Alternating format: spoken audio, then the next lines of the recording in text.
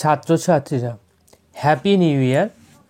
আজকে আমরা পর্ষদের টেস্ট পেপারের ফিজিক্যাল সায়েন্সের 250 পেজের যে প্রশ্নপত্রটি রয়েছে সেই প্রশ্নপত্রটি পুরোটাই আমরা সলভ করব।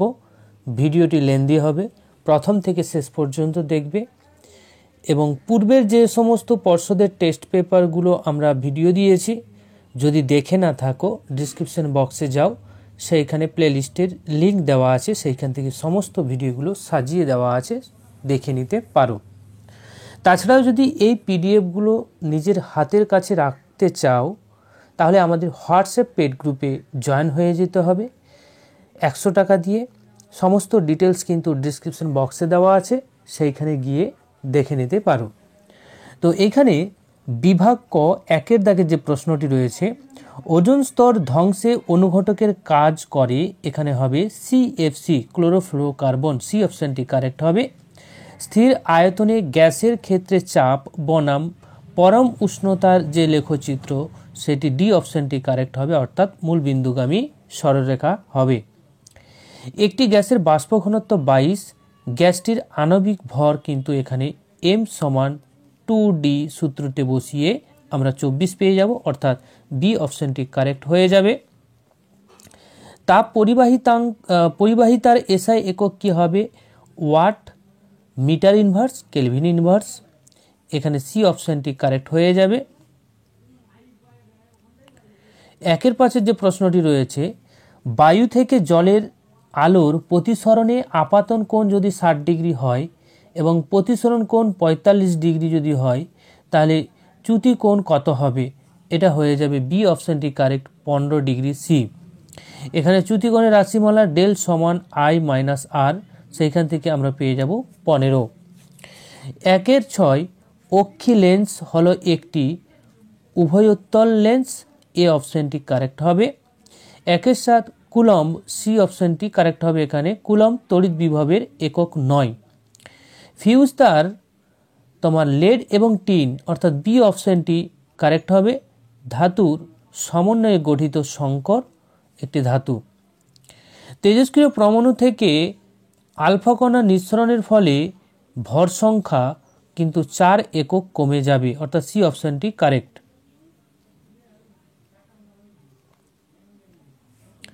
1-এর 10, দীর্ঘ পর্যায় সারণীর 2 নম্বর শ্রেণীতে ক্ষারীয় মৃত্তিকা ধাতুগুলি অবস্থিত। 1-এর 11, ডি খাদ্য লবণ NaCl যৌগের ক্ষেত্রে আণবিক ভরের পরিবর্তে সংকেত ভর কথাটি প্রযোজ্য। 1-এর 12, তীব্র তড়িৎ বিশ্লেষ্য যৌগটি হল NaOH, এ অপশনটি কারেক্ট হবে। 13, লেড নাইট্রেট দ্রবণে H2S গ্যাস পাঠালে কালো বর্ণের অধক্ষেপ পড়ে, ডি অপশনটি কারেক্ট হবে। কার্বন বিজারণ পদ্ধতিতে নিষ্কাশন করা হয়, বি অপশনটি কারেক্ট হবে, আয়রন। এবার 15-এর দাগে যে প্রশ্নটি রয়েছে, ইথানল যৌগটি হবে, সি অপশনটি correct, CH3COO CHO, aldehyde group থাকবে। এরপর বিভাগ ক্ষয়ের 2-এর 1, বেতার তরঙ্গ বায়ুমণ্ডলের আয়োনোস্ফিয়ার বা থার্মোস্ফিয়ারে প্রতিফলিত হয়ে পৃথিবী পৃষ্ঠে ফিরে আসে। মিথেন হাইড্রেট হলো কঠিন, যার সংকেত 4CH4 23H2O। ভূপৃষ্ঠ থেকে উচ্চতা বৃদ্ধির সাথে বায়ুর চাপ কমতে থাকে। এরপর 2-এর 3, কেলভিন স্কেলে বিশুদ্ধ জলের হিমাঙ্কের মান 273 কেলভিন। 2-এর 4, একই উষ্ণতা ও চাপে সমসংখ্যক H2 এবং O2 গ্যাসের অণুর আয়তন বিভিন্ন হয়, বিবৃতিটি মিথ্যা হবে। 2-এর 5, তাপ পরিবহনে বস্তুর উপাদানের কণাগুলির কোনো স্থান পরিবর্তন হয় না। তারপর অথবা দেখো, সোনা, রূপা, পশম এদের মধ্যে কোনটি তাপের পরিবাহী পদার্থ? তা হবে কুপরিবাহী বলেছে, কুপরিবাহী, ঠিক আছে, তাহলে পশম হয়ে যাবে। এরপর 2-এর 6, কোনো গলীয় দর্পণের বক্রতা কেন্দ্র এবং এর মেরুর সংযোগ সরলরেখাকে প্রধান অক্ষ বলা হয়।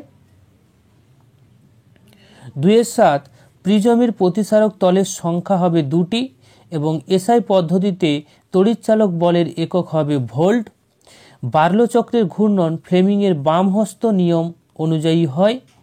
পরমাণুর নিউক্লিয়াস থেকে একসঙ্গে আলফা বিটা কণা নির্গত হওয়া সম্ভব নয়, একই সাথে একটার পর একটা হবে, কিন্তু একই সাথে হবে না। তারপরে দেখো, নিউক্লিয় চুল্লিতে জ্বালানি হিসেবে তেজস্ক্রিয় ইউরেনিয়াম ব্যবহারের দ্বারা পারমাণবিক শক্তি তড়িৎ শক্তিতে রূপান্তরিত করা হয়। এরপর স্তম্ভ মেলানোয় চলে যাব। স্তম্ভ মেলানোয় একের দাগের নোবেল গ্যাস, এটা হবে আর্গন। রুডানোমিন ধাতুর সংকরের মূল উপাদান হবে সি, এবং কঠিন অধাতু হবে অ্যাস্টার্টিন। ডি অপশানটি হবে মুদ্রা ধাতু তোমার সিলভার Hg। 2-12 আয়নীয় যৌগগুলির সাধারণত ধ্রুবীয় দ্রাবকে অদ্রাব্য, বিবৃতিটি মিথ্যে হবে। তারপর তড়িৎ বিশ্লেষ্য পদার্থের আয়নীভাব উৎপন্ন ক্যাটায়ন ও অ্যানায়নগুলির সংখ্যা সর্বদা সমান নয়। এরপর যেসব তড়িৎ বিশ্লেষ্য লঘু জলীয় দ্রবণে বেশি মাত্রায় বিয়োজিত হয়ে বেশি সংখ্যক আয়ন উৎপন্ন করে তাদের তীব্র তড়িৎ বিশ্লেষ্য বলে। 2-14 যে পাত্রে তড়িৎ বিশ্লেষণ করা হয় তাকে ভোল্ট মিটার বলা হয়। 2-15 একটি নাইট্রোজেন ঘটিত অজৈব সারের নাম হলো অ্যামোনিয়াম সালফেট, অ্যামোনিয়াম ফসফেট, যে কোনো একটা দিয়ে দিবে। এরপর 2-15 H2S 2 প্রকার লবণ উৎপাদন করে, যার একটি সমিত লবণ হলে অপরটি অ্যাসিড হবে। 2-16 SO2-কে 98% গাঢ় সালফিউরিক অ্যাসিডে শোষণ করলে ওলিয়াম উৎপন্ন হয়। 2-17 প্রোপানোয়িক অ্যাসিডের গঠন সংকেত CH3CH2COOH, এবং ইথেন থেকে প্রাপ্ত জৈব মূলকের নাম হবে ইথাইল, যার সংকেত CH2CH3। প্রাকৃতিক গ্যাসের প্রধান উপাদান কি হবে? মিথেন হবে। প্রাকৃতিক গ্যাসের প্রধান উপাদান মিথেন, CH4। এরপর বিভাগ গ 3-2 যেটা রয়েছে, দেখো 3-এর একটাও করে দেবো, স্ক্রিনশট নিতে দেবো। তো 3-2টা আগে করে নাও। যেটা দেওয়া আছে প্রাথমিক আয়তন দেওয়া আছে, প্রাথমিক উষ্ণতা দেওয়া আছে, এবং অন্তিম উষ্ণতা দেওয়া আছে। উষ্ণতাগুলোকে কেলভিনে পরিবর্তিত করবে। এবার আমরা ধরে নেব গ্যাসটির অন্তিম আয়তন V2, ঠিক আছে।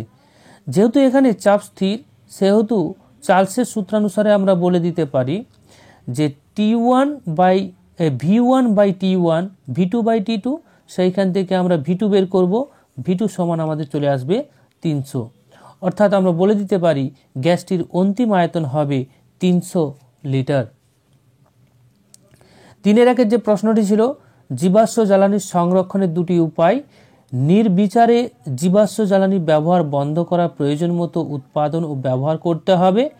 2 জীবাশ্ম জ্বালানির ব্যবহার কমিয়ে তার বদলে অপ্রচলিত শক্তি যেমন সৌরশক্তি, বায়ু শক্তি, জোয়ার ভাটা শক্তি ইত্যাদি ব্যবহার বাড়াতে হবে।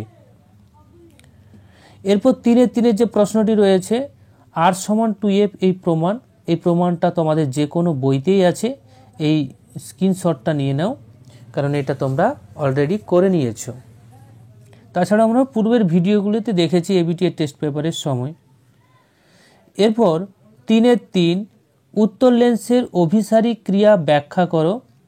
তো এখানে মনে করি উত্তর লেন্সের প্রধান অক্ষের সমান্তরাল রশ্মিগুচ্ছ লেন্সের ওপর আপতিত হয়। চিত্রটা দেখাচ্ছি। উত্তর লেন্সে এই সমান্তরাল রশ্মিগুচ্ছ প্রতিসরণে কেমন হবে তা জানার জন্য লেন্সকে অসংখ্য ছোট ছোট খণ্ডিত প্রিজমের সমষ্টি হিসেবে ধরা হয়, এবং প্রধান অক্ষের ওপরে নিচে প্রিজমগুলির ভূমির প্রধান অক্ষের দিকে। তাই প্রধান অক্ষের সমান্তরাল আলোকরশ্মি যে কোনো ছোট প্রিজমের ওপর আপতিত হলে প্রতিসরণের পর প্রিজমের ভূমি ঘেঁষে চলে যায়। ফলে সমান্তরাল রশ্মিগুচ্ছ প্রতিসরণের পর প্রধান অক্ষের ওপর একটি নির্দিষ্ট বিন্দুতে মিলিত হয়, অর্থাৎ উত্তর লেন্সের সমান্তরাল রশ্মিগুচ্ছকে অভিসারী রশ্মিগুচ্ছে পরিণত করে।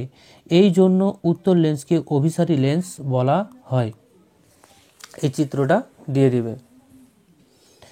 এরপর লেঞ্জের সূত্রটি দেখো, 3-4 যে প্রশ্নটি ছিল, তড়িৎ চুম্বকীয় আবেশের ফলে বর্তনীতে সৃষ্ট আবিষ্ট তড়িৎ প্রবাহের অভিমুখ এমন হয় যে এটি নিজের সৃষ্টির কারণকে বাধা দেয়। তো এইখানে আবিষ্ট তড়িৎচালক বল, ঠিক আছে, এপসাইলন, তারপরে minus del phi by del T, এই অংশ এটা হবে তোমার তড়িৎ প্রবাহের হার, এবং এখানে নেগেটিভ চিহ্নটা দেওয়ার কারণ হচ্ছে আবিষ্ট তড়িৎচালক বলের অভিমুখটাকে নির্দেশ করছে। এরপর 3-5 যে প্রশ্নটি রয়েছে, সোডিয়াম ক্লোরাইডের আণবিক ভর বাদ দিয়ে আণবিক ভরের পরিবর্তে এখানে সংকেত ভর কেন ব্যবহার করা হয়? প্রশ্নটা এরকম ছিল, উত্তরটা ঠিক এইরকমই হবে। আয়নীয় যৌগের ক্ষেত্রে অসংখ্য ক্যাটায়ন অ্যানায়ন একজোট হয়ে কেলাস আকারে অবস্থান করে, তাই আয়নীয় যৌগের ক্ষেত্রে পৃথক অণুর অস্তিত্ব থাকে না।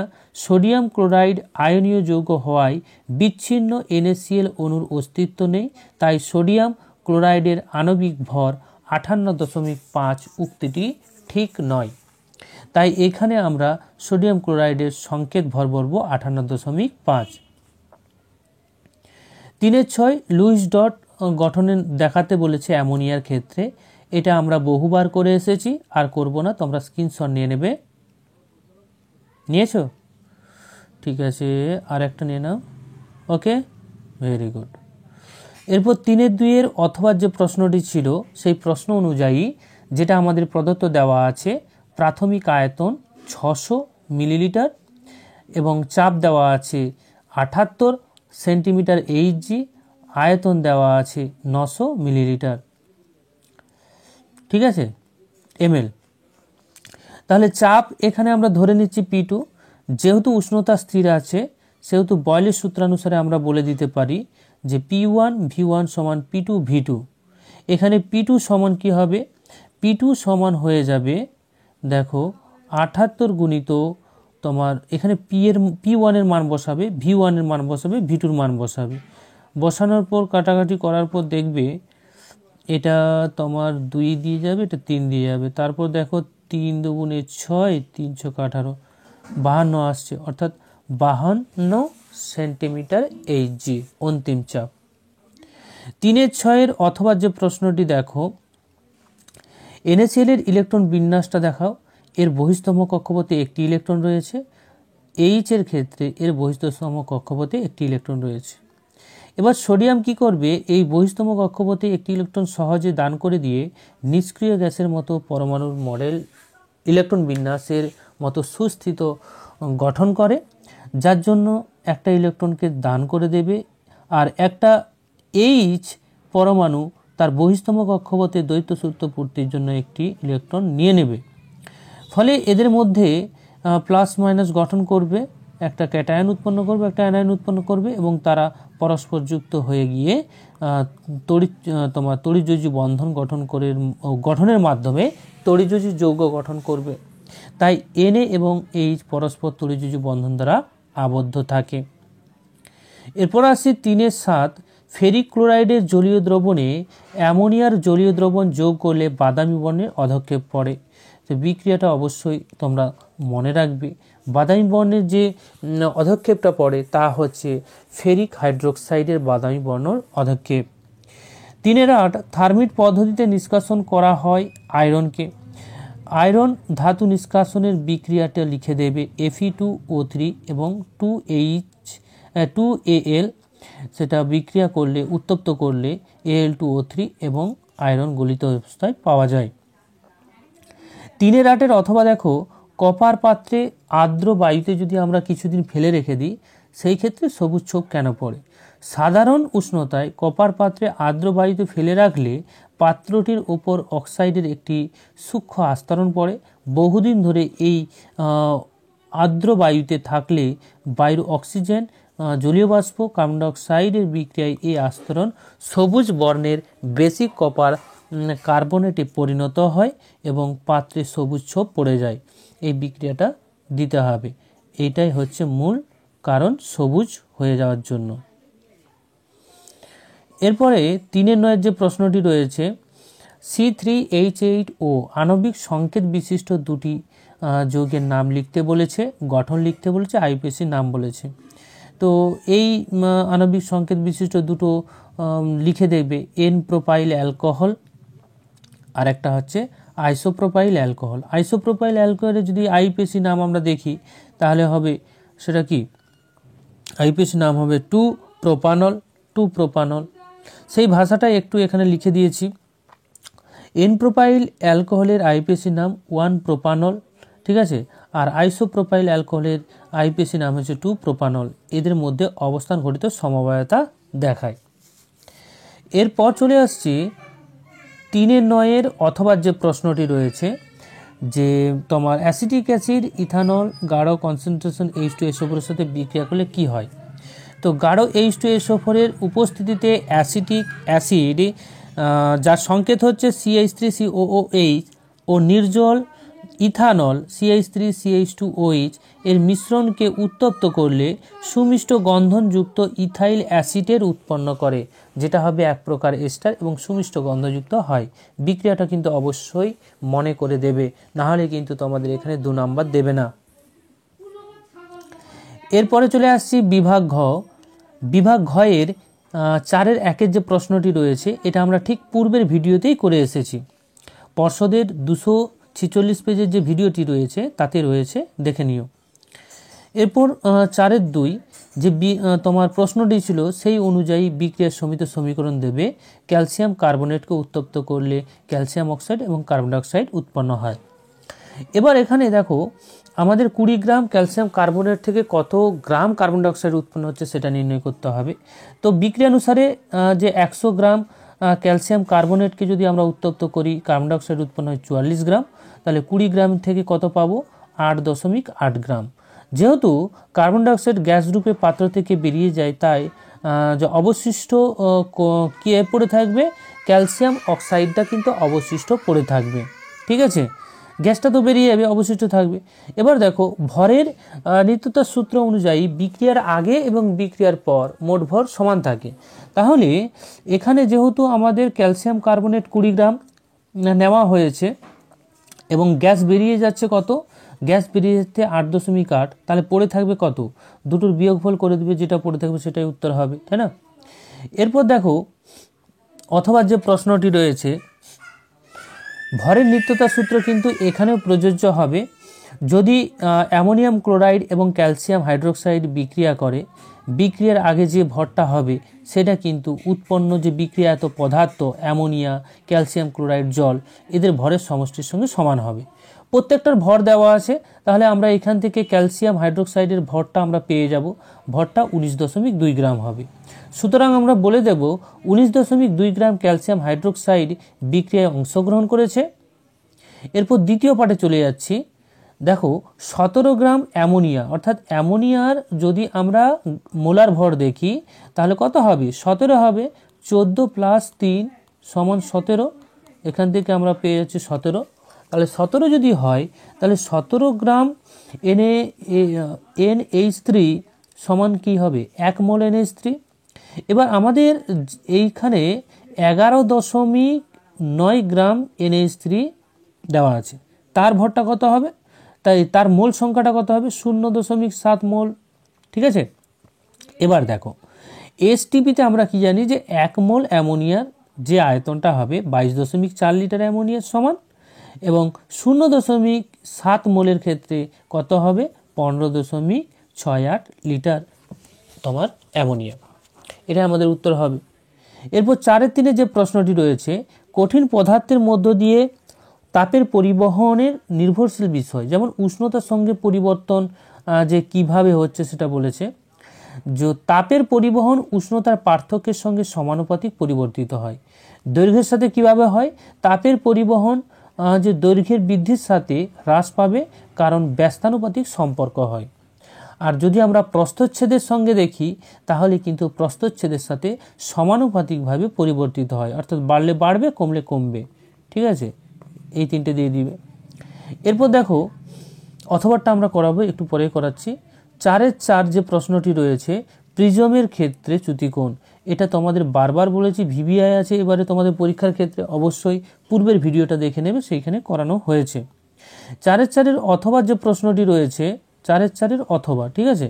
প্রশ্নানুসারে দেখো ওই মাধ্যমের প্রতিসরাঙ্ক দেওয়া আছে এবং আলোর তরঙ্গ দৈর্ঘ্য দেওয়া আছে, ঠিক আছে। তাহলে বায়ুতে আলোর তরঙ্গ দৈর্ঘ্যটা আমরা ল্যামডা ধরে নিচ্ছি, আর আমরা জানি কি মিউ সমান তোমার বায়ু মাধ্যমে তরঙ্গ দৈর্ঘ্য ডিভাইডেড বাই ওই মাধ্যমে তরঙ্গ দৈর্ঘ্য, কারণ আমরা মিউ সমান কি জানি, সি বাই ভি। এবারে সি সমান আমরা কি বলতে পারি, ল্যামডা তোমার নিউ, আর আরেকটা আসবে নিউটা কম্পাঙ্ক, ঠিক আছে, আর ভি সমান হয়ে যাবে ল্যামডা 1 নিউ, ঠিক আছে। তাহলে এখানে কম্পাঙ্কটা তো একই থাকছে, তাই না? তাহলে এই কম্পাঙ্কটা কেটে যাবে, কেটে গিয়ে কি হবে, ল্যামডা বাই ল্যামডা 1 চলে আসবে, তাই না? তাহলে সেইভাবে আমরা যদি করি তাহলে কিন্তু এখানে ল্যামডাটা আমরা অনায়াসে বের করতে পারি। ল্যামডাটা আসবে আমাদের 6300 অ্যাংস্ট্রম। এবার মিউ সমান আমরা কী বলতে পারি, সি বাই ভি, অর্থাৎ শূন্য মাধ্যমে আলোর বেগ ডিভাইডেড বাই ওই মাধ্যমে আলোর বেগ।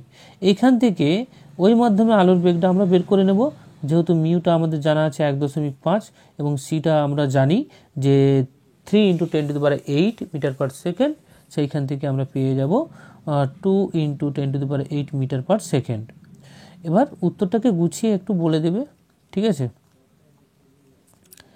4-6টা আমরা দেখে দিই, তারপর বাকিগুলো যেগুলো ছেড়ে যাচ্ছে সেগুলো করে দেবো। হ্যাঁ, দেখো 2 ওহম এবং 4 ওহম রোধকে শ্রেণী সমবায়ে যদি যুক্ত করি তাহলে তাদের তুল্য রোধ হবে 6, কারণ শ্রেণী সমবায়ের ক্ষেত্রে আমরা জানি যে R1 + R2 হয়, ঠিক আছে। আর সমান্তরাল সমবায়ের ক্ষেত্রে হয় কি, R1 × R2 divided by R1 + R2। সেইভাবে আমরা দুটো রোধ তুল্য রোধ বের করে নেব এবং তাদের অনুপাত করে দেব, করলে 9:2 আসবে। এরপর 4-3 অথবা যে প্রশ্নটি ছিল আমাদের সেটা দেখে নাও। দৈর্ঘ্য বা রৈখিক প্রসারণ গুণাঙ্ক কাকে বলে? কোনো কঠিন পদার্থের প্রতি একক দৈর্ঘ্যে একক উষ্ণতা বৃদ্ধির জন্য যে পরিমাণ দৈর্ঘ্য প্রসারণ ঘটে তাকে ওই পদার্থের দৈর্ঘ্য প্রসারণ গুণাঙ্ক বলা হয়, যেটাকে বলবো আমরা আলফা, ঠিক আছে। এটাও দিতে পারো, সমস্যা নেই, এটা তো আমাদের সবাই জানো। এবার এখানে যেটা বলেছে যে এদের এককটা কি, এসআই যদি একক বলে দেবে কেলভিন ইনভার্স, সেলসিয়াসে যদি বলা হয় ডিগ্রি সেলসিয়াস ইনভার্স, ফারেনহাইটে বললে এটা বলবে, এর মাত্রাটা একটু দেখে রাখবে, জাস্ট এখানে বলেছে যে এককটা। হ্যাঁ, এরপর দেখো অথবা যে প্রশ্নটি ছিল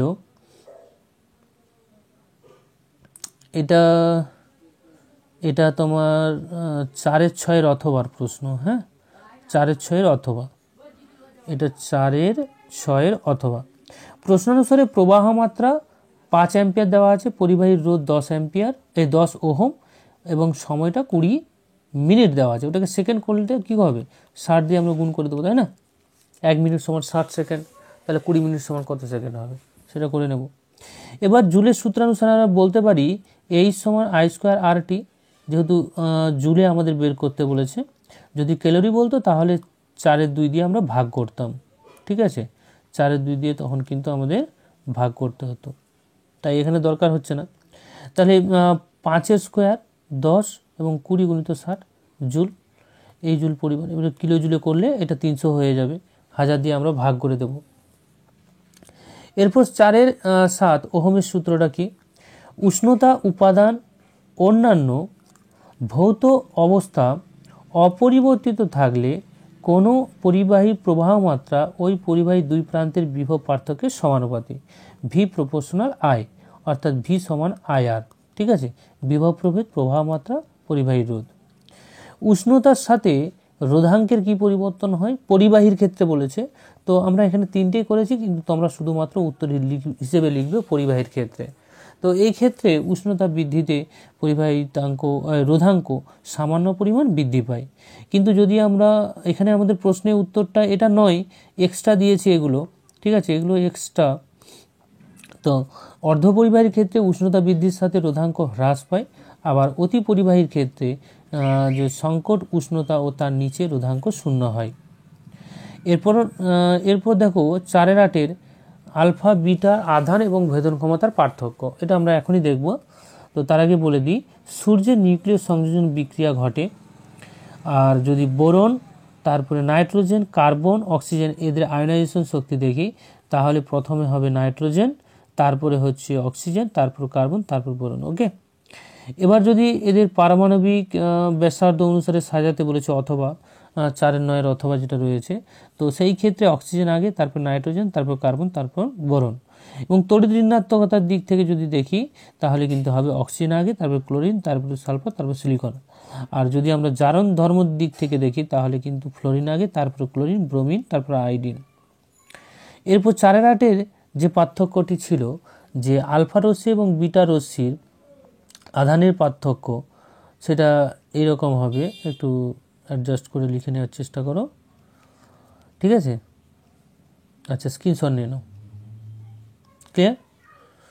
তারপর এদের ভেদন ক্ষমতার এটাও করে নাও স্ক্রিনশট। ওকে, তো মনে রাখবে এখানে আলফা এবং বিটার ক্ষেত্রে বলেছে, 3টা কিন্তু দিতে বলেনি, তাহলে তোমরা দুটোই করবে, যেটা বলবে সেটা করবে। আমি এখানে 3টাই রয়েছে, সেটাই স্ক্রিনশট দিলাম তোমাদের। এরপর 4-9 যে প্রশ্নটি ছিল, আয়নাইজেশন শক্তি, নিম্ন শক্তি স্তর বা ভূমি শক্তি স্তরে থাকা কোনো মৌলের একটি বিচ্ছিন্ন গ্যাসীয় পরমাণু থেকে তার যোজ্যতা কক্ষে সবচেয়ে আলগাভাবে আবদ্ধ ইলেকট্রনকে অপসারিত করে পরমাণুটিকে এক একক ধনাত্মক আধান বিশিষ্ট আয়নে পরিণত করার জন্য যে ন্যূনতম শক্তির প্রয়োজন হয়, তাকে ওই মৌলের আয়নায়ন শক্তি বা আয়নাইজেশন শক্তি বা আয়নন বিভব বলা হয়। এরপর এখানে দেখো, আয়নন শক্তি সাধারণত কিলো ক্যালোরি পার মোল এককে হয়। এককটা জাস্ট একটু দেখে রাখবে, এখানে কিন্তু এই এককটা তোমাদের প্রশ্নে দেওয়া নেই, শুধুমাত্র বলেছে আয়নাইজেশন শক্তিটা কি। এরপর চলে আসছি 4-10, প্লাটিনাম তড়িৎদ্বারের সাহায্যে অ্যাসিডযুক্ত জলে তড়িৎ বিশ্লেষণ, তার নীতি, বিক্রিয়া সমস্ত কিছু বলেছে। তো এখানে দেখে নাও, বিশুদ্ধ জলের তড়িৎ পরিবহনের ক্ষমতা খুবই কম হয়, কারণ বিশুদ্ধ অবস্থায় অতি অল্প সংখ্যক জলের অণু কি হয়, H+ এবং OH- বিয়োজিত অবস্থায় থাকে। এবার তাতে যদি আমরা H2SO4 দিই, সেই ক্ষেত্রে বিয়োজনটা একটু বেড়ে যায়, বেড়ে যাওয়ার জন্য সহজেই কিন্তু তড়িৎ বিশ্লেষণ করা যায়। তো বিয়োজিত হয়ে জল H+ এবং OH- উৎপন্ন করবে। এখানে তড়িৎ বিশ্লেষ্য কি ব্যবহার করব, এখানে তড়িৎ বিশ্লেষ্য হিসেবে সামান্য H2SO4 মিশ্রিত জল এবং প্লাটিনাম নির্মিত ক্যাথোড ও অ্যানোড ব্যবহার করব। তো এখানে বিক্রিয়াটা তোমরা দেখবে, ক্যাথোডে বিক্রিয়া কি হবে, তোমাদের আগেই বলে এসেছি যে CrPnO, এটা মনে রাখতে। তো ক্যাথোডে কে হবে, ক্যাথোডে পজিটিভ আয়ন যাবে, গিয়ে ইলেকট্রন গ্রহণ করে তারা হচ্ছে H পরমাণুতে পরিণত হয়, এবং দুটো H পরমাণু পরস্পর যুক্ত হয়ে আবার কিন্তু হাইড্রোজেন গ্যাস উৎপন্ন করে। অ্যানোডের ক্ষেত্রে কে যাবে, অ্যানোডের ক্ষেত্রে কিন্তু OH মূলকটা যায়, গিয়ে একটি ইলেকট্রন বর্জন করবে, করে দিয়ে OH উৎপন্ন করে, এবং 4টি OH আবার তোমার 2টো জল এবং একটি অক্সিজেন উৎপন্ন করে, ঠিক আছে? তারপর 4-11, H2S গ্যাস প্রস্তুতি সংক্রান্ত নীতি শর্ত সমীকরণ চেয়েছে। 4-11, তো এটা অনেকবার তোমাদের পর্ষদের টেস্ট পেপারে রিপিট হচ্ছে, তাই এটা কিন্তু তোমাদের ক্ষেত্রে খুবই ইম্পর্ট্যান্ট একটি প্রশ্ন, মাথায় রেখে দিবে, ঠিক আছে? নীতি এবং শর্তটা কি দেখো, সাধারণ উষ্ণতায় ফেরাস সালফাইড FeS এর সাথে যদি আমরা লঘু সালফিউরিক অ্যাসিড H2SO4 এর বিক্রিয়া ঘটাই, তাহলে হাইড্রোজেন সালফাইড বা H2S কিন্তু উৎপন্ন হয়। এইখানে কিন্তু চিত্রটা তোমাদের দরকার নেই, চিত্র করার দরকার নেই, ঠিক আছে? তারপর বিক্রিয়ার সমীকরণটা দিয়ে দিবে, FeS H2SO4, সেখান থেকে FeSO4 এবং H2S উৎপন্ন করে। এবার গ্যাসটাকে কিভাবে আমরা সংগ্রহ করব, হাইড্রোজেন সালফাইড গ্যাসকে বায়ুর ঊর্ধ্ব অপসারণ দ্বারা গ্যাস দ্বারা কিন্তু আমরা সংরক্ষণ করব।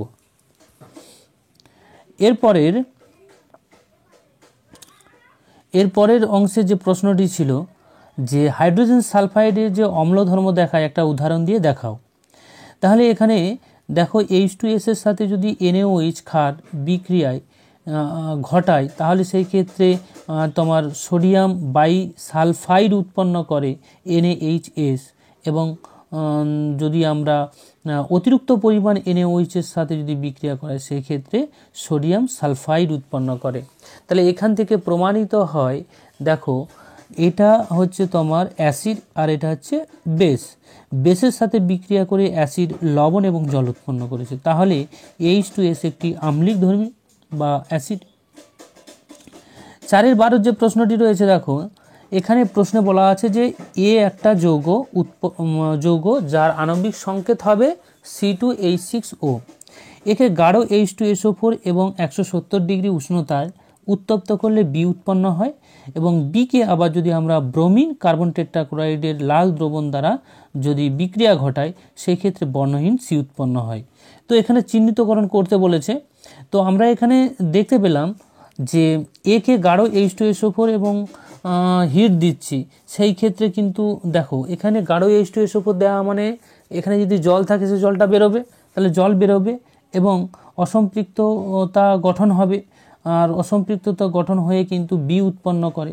আবার বিকে যদি আমরা ব্রোমিন কার্বন টেট্রাক্লোরাইড দিয়ে বিক্রিয়া করি সেটা আবার বর্ণহীন হয়ে যাচ্ছে, তাহলে আমরা কনফার্ম সেটা হচ্ছে কি হবে, অসম্পৃক্ত হাইড্রোকার্বন এবং তাতে দ্বিবন্ধন রয়েছে, আর সিটা হয়ে যাবে ইথিলিন, তাই না?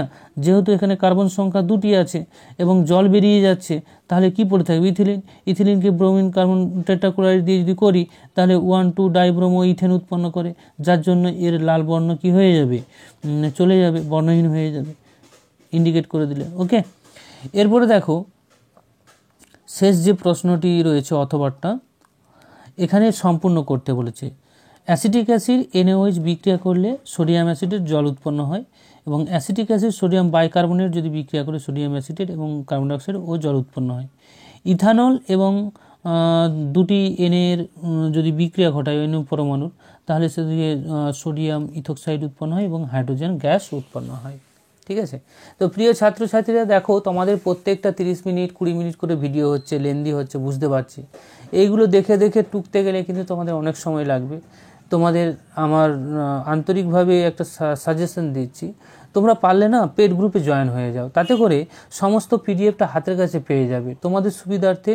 আর নতুন করে বই ঘেটে ঘেটে খোঁজার দরকার হবে না, তোমরা সহজেই পড়াটা মুখস্থ করে বা প্র্যাকটিস করে যেতে পারো, তাহলেই কিন্তু খুব কম সময়ের মধ্যে কিন্তু কমপ্লিট হবে। নাহলে কিন্তু দেখবে 1 মাস চলে যাচ্ছে, তোমার কমপ্লিট হবে না। শুধুমাত্র তো ফিজিক্যাল সায়েন্স আছে তা নয়, তোমাদের অনেকগুলো সাবজেক্ট আছে, তাই না? যদি একটা ফিজিক্যাল সায়েন্সের পেড গ্রুপ নিয়ে নাও, তাহলে সেইখান থেকে ফিজিক্যাল সায়েন্সটা ক্লিয়ার হয়ে গেল, এইভাবে বাকিগুলো একটু চাপ মুক্ত হয়ে যেতে পারো, তাই না? তো যাই হোক, পেড গ্রুপে জয়েন হয়ে যাও, খুবই উপকৃতই হবে, তোমাদের কোনো লস হবে না। ওকে, আজকে এই পর্যন্তই, থ্যাংক ইউ।